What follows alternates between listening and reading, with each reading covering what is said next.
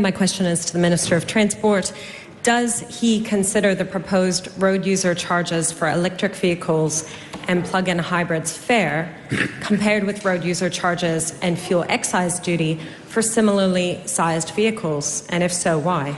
Hon Simeon Brown. Mr Speaker, yes, and the government has announced that electric vehicles and plug-in hybrids will contribute towards the maintenance of our roads as other vehicles do, and the changes proposed for electric vehicles will ensure that they pay the same amount as a road user charge as those other light vehicles which pay a road user charge.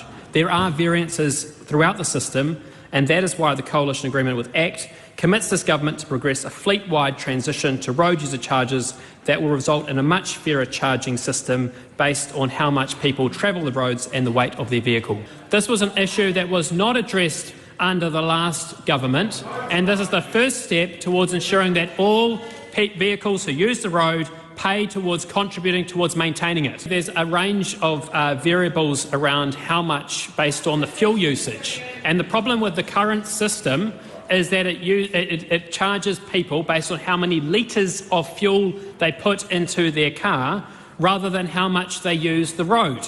We want to move to a system which charges based on how many kilometres and the weight of that vehicle rather than what type of fuel motors that vehicle. That is the reform that we are progressing.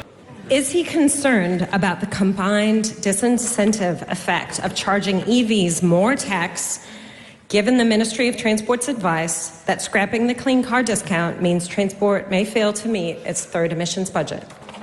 No, and the issue that the member continues to raise is she's just simply looking at how much tax is paid based on the number of litres or the type of fuel used. We want to move to it being a distance and weight change, and that member's graph that she continues to raise doesn't take into account the full running costs of those vehicles. But that graph that she uses misinforms the House.